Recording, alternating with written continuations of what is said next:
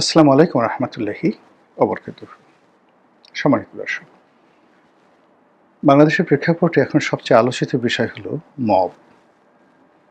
আমাদের রাষ্ট্র ব্যবস্থা, সমাজ ব্যবস্থা, প্রশাসন, আমলাতন্ত্র, বিচার ব্যবস্থা, দৈনন্দিন জীবন, প্রেম, ভালোবাসা থেকে শুরু করে আরও অনেক কিছু তছনছ হয়ে যাচ্ছে মবের আতঙ্কে। মব এখন এমন একটা পর্যায়ে পৌঁছে গেছে, এটি ইবলিশ শয়তানের চাইতেও ভয়ঙ্কর। এটি রাক্ষস, এটি খোক্ষস, কিংবা ধরুন লাঠি, বোমা, বন্দুক অথবা পরমাণু যে অস্ত্র, কিংবা ধরুন স্নাইপার রাইফেল, এগুলোর চাইতেও এখন আমাদের এই সমাজে মব ভয়ঙ্কর হয়ে পড়েছে। মব করে ধর্ষণ করা হচ্ছে, মব করে বাড়িঘরে আগুন লাগানো হচ্ছে, মব তৈরি করে কৃষকের গরু ছাগল লুণ্ঠন করা হচ্ছে। এ মব একটি মানুষকে পশুর পর্যায়ে নামানো হচ্ছে। এই মব কে শুরু করলো, কিভাবে করলো, এগুলো পুরনো ইতিহাস আপনারা সবাই জানেন।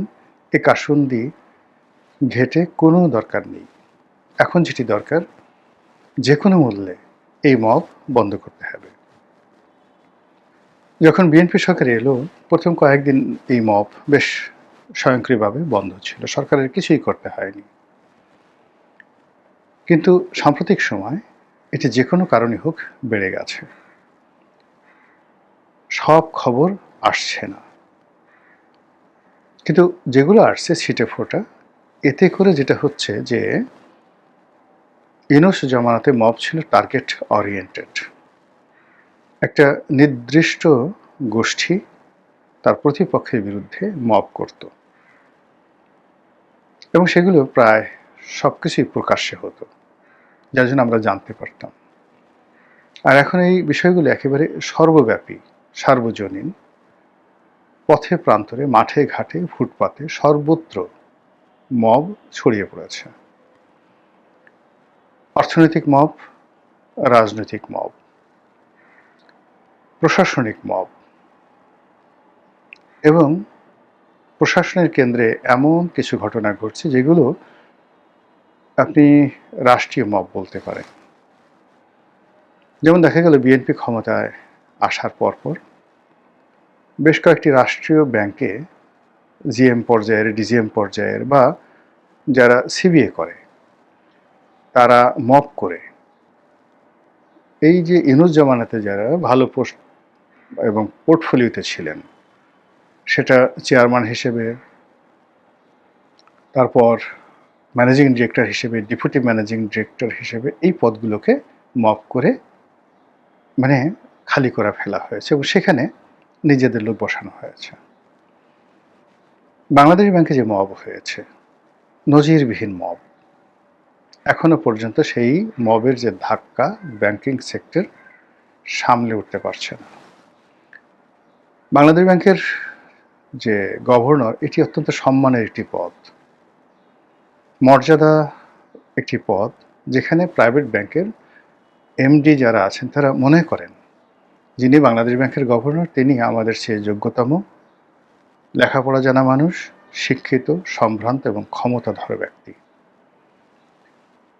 কিন্তু যে মানুষটিকে বাংলাদেশ ব্যাংকের গভর্নর করা হয়েছে, তার সামাজিক অবস্থান আমাদের কমার্শিয়াল ব্যাংকগুলোতে যারা ব্যবস্থাপনা পরিচালক আছেন বা চেয়ারম্যান হিসেবে যে সকল ব্যবসায়ী রয়েছেন তাদের সমপর্যায়ের নয়, অনেকটা লেস।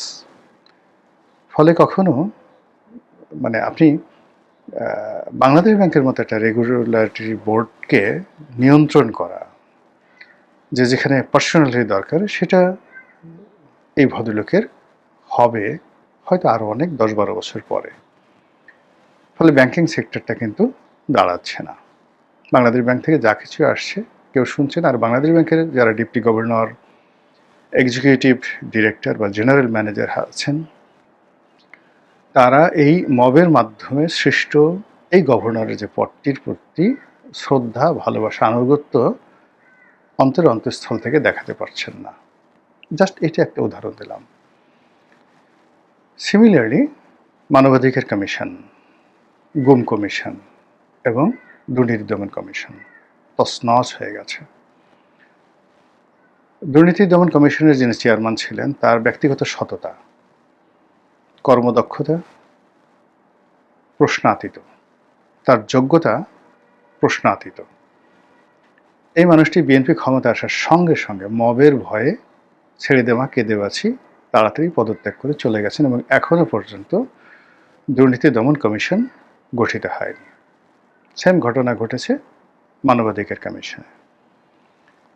এরপর প্রেস অ্যান্ড মিডিয়ার যেই অফিসগুলো ছিল বা আছে, যেমন বাসস বাংলাদেশ সংবাদ সংস্থা,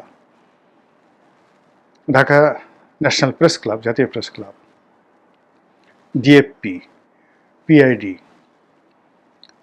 এরপর প্রেস কাউন্সিল, এই প্রতিষ্ঠানগুলো মোটামুটি এখানে যারা আসেন, যারা নেতৃত্ব দান করেন, মোটামুটি সবারই একটা স্বাভাবিক গ্রহণযোগ্যতা থাকে। অনেকে বিতর্কিত, কিন্তু তাদের দক্ষতা, অভিজ্ঞতা এবং যোগ্যতা নিয়ে প্রশ্ন করার মতো লোক থাকে না। যেমন ধরুন গিয়াস কামাল চৌধুরী, আতাউস সামাদ, এখন তারা যে দলই করুন, বা ইকবাল সোবহান চৌধুরী, নাইমুল ইসলাম খান, তাদের দক্ষতা, অভিজ্ঞতা, যোগ্যতা এবং ট্রেডে সংশ্লিষ্ট পেশায় তাদের যে প্রভাব, ইনফ্লুয়েন্স যেটিকে বলা হয়, এটি প্রশ্নাতীত। কিন্তু এখন কি হচ্ছে?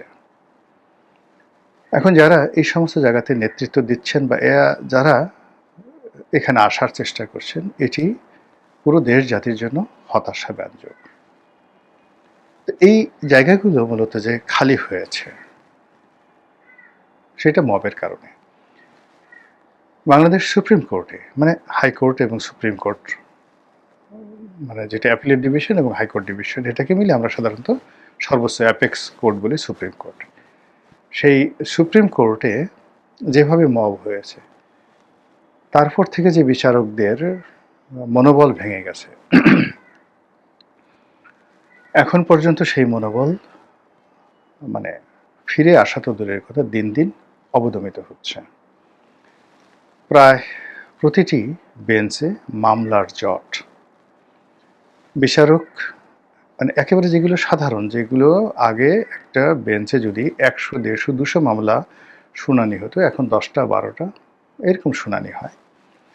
প্রধান বিচারপতির দপ্তর থেকে যদি কোনো ফাইল আসে, সেটা শুনানি হয়, আর বাকিগুলো সিরিয়াল পড়ে, ইচ্ছা হয় তিনি শুনেন, ইচ্ছা হয় তিনি শুনেন না। এইভাবে অনেক একেবারে সাধারণ মামলা গত 2 বছর ধরে একটা ডেট পড়বে হাইকোর্টে। অনেক বড় বড় প্রতিষ্ঠান, অনেক বড় বড় ব্যক্তি, তারা একটা মানে তারিখ ফেলাতে পারছেন না। বারবার মেনশন করা হচ্ছে, বিচারকের সঙ্গে গিয়ে উকিল দেখা করছেন, তিনি কথা বলছেন, মিষ্টি কথা বলছেন যে ঠিক আছে আমি কালকে শুনানি করে দেব, কিন্তু যখনই মেনশন করা হচ্ছে চোখ উল্টে ফেলছেন।